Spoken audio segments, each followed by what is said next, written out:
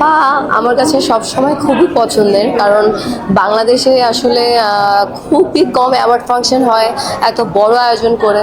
And বাইফা দিনে দিনে আরও বড় হচ্ছে। অ্যান্ড প্রেস কনফারেন্স হয়েছে আজকে, সেটাও এত বড় করে আয়োজন করে। সো আই এম ওয়েটিং যে ওদের মেইন যে প্রোগ্রামটা হবে মে মাসের 8 তারিখে, সেটা কত বড় হবে অ্যান্ড কত ধামাকা হবে। I am waiting for that. পয়লা বৈশাখে তো সবসময় আমার কাজের মধ্যে থাকি বা ফ্রেন্ডসের সাথে বের হই, বাট এবার পয়লা বৈশাখে আসলে বাংলাদেশে থাকছি না। ট্রিটমেন্টের কারণে একটু দেশের বাইরে যাওয়া হচ্ছে। সো পয়লা বৈশাখটা দেশের বাইরেই করব।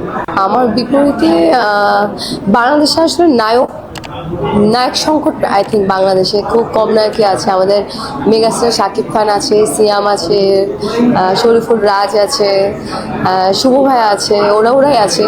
বাট আমার নতুন কোনো নায়কের সাথে কাজ করতে প্রবলেম নেই, বিকজ আমি আসলে ডিরেক্টর আর গল্পটা ভালো চুজ করি। যদি গল্প ভালো হয় আর আমার কোয়ার্টির যদি নতুনও হয়, যদি তার অ্যাক্টিং ভালো থাকে, প্রতিভা থাকে, আই থিঙ্ক ওই মুভি হিট হওয়া কোনো ব্যাপার না।